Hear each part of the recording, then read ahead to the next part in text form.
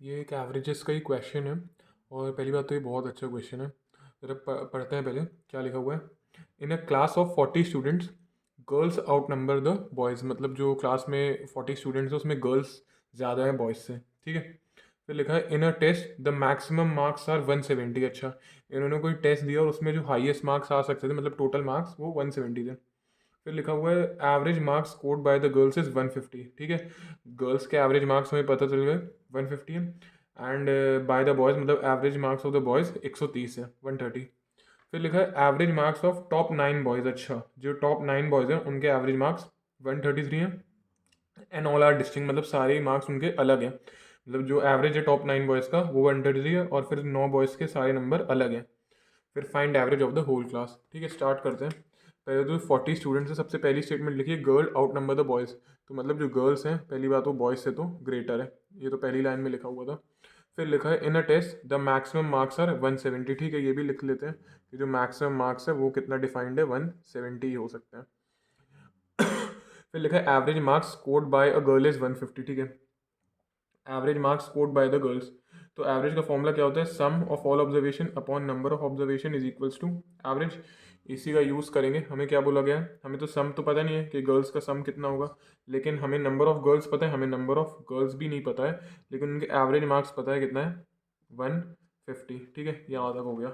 अब इसके बाद हमसे बोला गया है and the average marks of all the boys is 130, ठीक है। तो हमें सम ऑफ बॉयज़ के मार्क्स कितने हैं वो भी नहीं पता है, ना ही हमें नंबर ऑफ बॉयज़ पता है, लेकिन इनका एवरेज हमें पता है 130 है।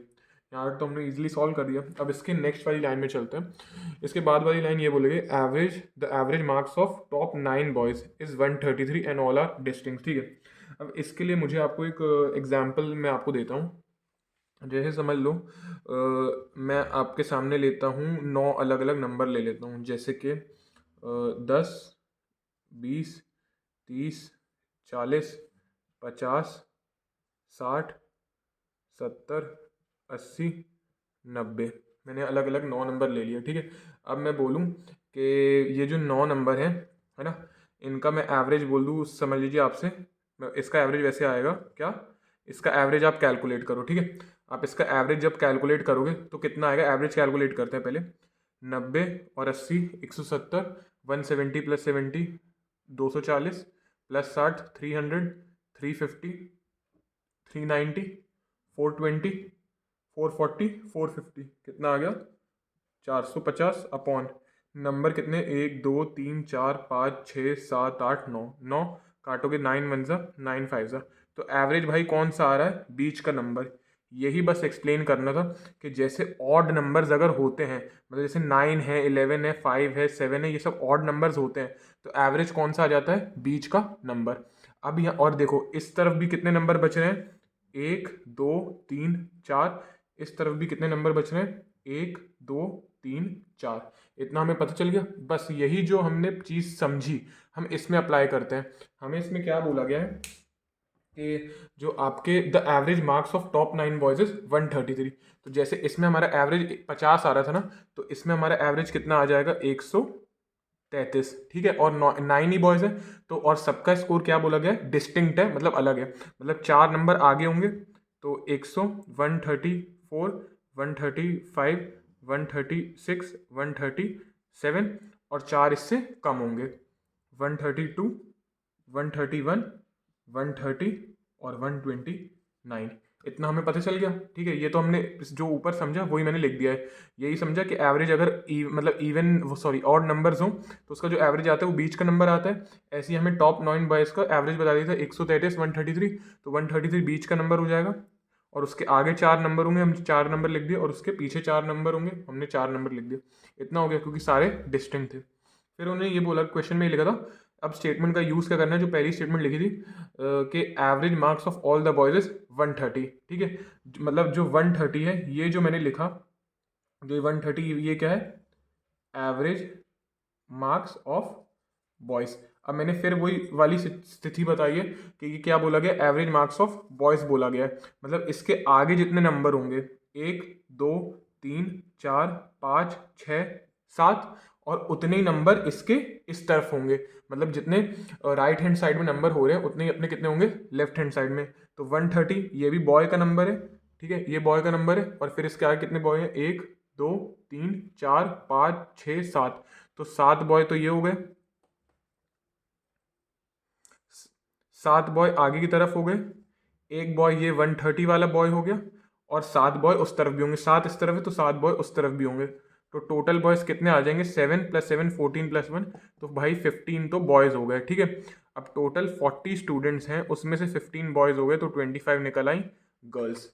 ठीक है, यहाँ से हमें बहुत इंपॉर्टेंट चीज़ पता चल गई कि हमारे 15 बॉयज़ हैं और 25 गर्ल्स हैं। ठीक है, तो यहाँ पे लिख लेते हैं, मैक्सिमम मार्क्स का शायद कुछ यूज़ ना हो, वो ऐसे ही दिया हुआ था क्वेश्चन में।